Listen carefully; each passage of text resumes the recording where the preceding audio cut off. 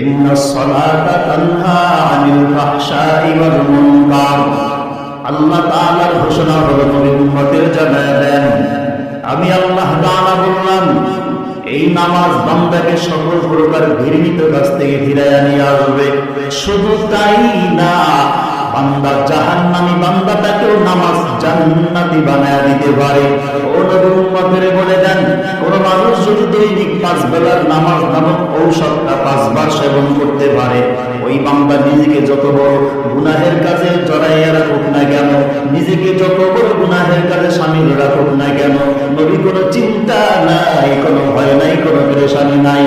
উম্মতের জানায় দেন, উম্মত যদি 5 বেলার নামাজ ঘরে বাইরে চালু করতে পারে, আমি আল্লাহ মাসুম বাচ্চা মায়ের পেট থেকে বের হয়ে যেইভাবে নিষ্পাপ গুনাহ থাকে, আমি আল্লাহ তাআলা 5 বেলার নামাজের বিনিময় ওই গুনাহগার উম্মতের গুনাহ মাফ করিয়া মাসুম বাচ্চার মতো গুনাহ বানায়া দিব।